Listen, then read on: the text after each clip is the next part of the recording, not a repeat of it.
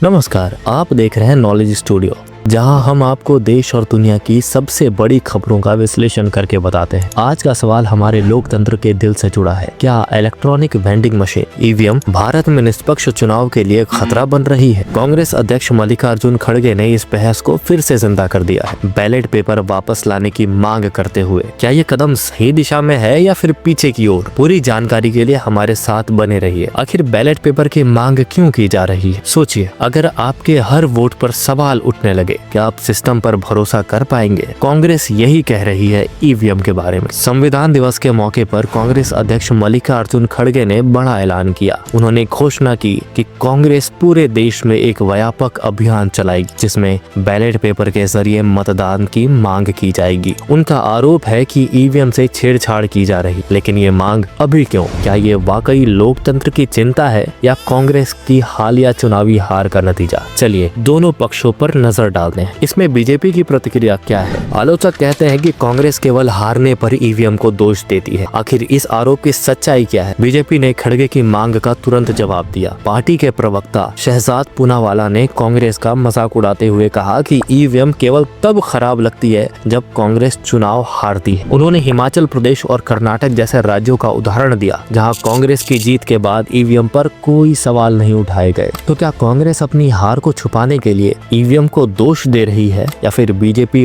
वाजिब चिंताओं को नजरअंदाज कर रही? इसका जवाब जानेंगे हम आगे के सेगमेंट्स। विपक्षी एकता और विरोध प्रदर्शन आखिर है क्या? आइए जानते हैं। ये सिर्फ कांग्रेस की लड़ाई नहीं है, कई विपक्षी दल भी इस मांग के साथ खड़े हैं। क्या ये आंदोलन भारतीय चुनावी प्रक्रिया को बदल सकता है? कांग्रेस की इस मांग को शिवसेना, एनसीपी और अन्य पार्टियों का समर्थन भी मिला है। शिवसेना नेता मिलिंद देवड़ा ने तंज कसते हुए कहा कि ईवीएम का मतलब अब क्यूज फॉर वोटिंग मार्जिन हो गया है। इस बीच महाराष्ट्र में ईवीएम के खिलाफ विरोध प्रदर्शन हो रहे हैं, जहां कुछ जगहों पर फिर से चुनाव कराने की मांग उठ रही है। ये प्रदर्शन चुनावी प्रक्रिया में बढ़ते अविश्वास को दर्शाता है, लेकिन क्या ये वाकई जनता की चिंता है या फिर सिर्फ राजनीतिक रणनीति? चलिए जानते हैं आखिर सुप्रीम कोर्ट का फैसला क्या है। न्यायपालिका ने इस मुद्दे पर फैसला दिया है, लेकिन क्या ये फैसला बहस को खत्म करते हैं या और सवाल उठाने हैं? सुप्रीम कोर्ट ने हाल ही में बैलेट पेपर के पक्ष में दायर याचिका को खारिज कर दिया है। जजों ने कहा कि ये समस्या तब ही उठती है जब पार्टियां चुनाव हारती है। ये बयान विपक्ष के तर्कों की एक बड़ी कमी को उजागर करता है, लेकिन सवाल ये है कि जनता इस सिस्टम पर कितना भरोसा करती है। क्या कांग्रेस का ये हस्ताक्षर अभियान इस मांग को एक राष्ट्रीय आंदोलन बना सकता है? चलिए जानते हैं उनकी योजना। कांग्रेस ने पूरे देश में एक बड़ा हस्ताक्षर अभियान शुरू किया है, जिनमें जनता का समर्थन जुटाने का प्रयास किया जा रहा है। महाराष्ट्र कांग्रेस अध्यक्ष नाना पटोले ने दावा किया है कि कई मतदाता ये महसूस कर रहे हैं कि उनके वोट उस उम्मीदवार को नहीं जा रहे हैं जिसे उन्होंने चुना था। पार्टी करोड़ों हस्ताक्षर इकट्ठा करके राष्ट्रपति, मुख्य न्यायाधीश और प्रधानमंत्री को सौंपने की योजना बना रही है। लेकिन क्या यह अभियान जनता की राय बदलने के लिए काफी होगा? ऐतिहासिक संदर्भ और विशेषज्ञों की राय क्या है? भारत ने 2 दशक पहले ईवीएम को अपनाया था, लेकिन क्या तकनीक ने पुराने मुद्दे हल करने की जगह नए सवाल खड़े कर दिए हैं? 2000 में भारत ने चुनावी धोखाधड़ी रोकने और प्रक्रिया को तेज करने के लिए ईवीएम को अपनाया था। तब से चुनाव आयोग ने बार बार दावा किया है कि ईवीएम छेड़छाड़ से सुरक्षित है, लेकिन आलोचकों का कहना है कि बैलेट पेपर भले ही पुरानी हो, अधिक पारदर्शिता और जनता का भरोसा प्रदान करती। हालांकि विशेषज्ञ बटे हुए हैं। सवाल ये है कि क्या तकनीकी प्रगति से ज्यादा महत्वपूर्ण जनता का भरोसा है?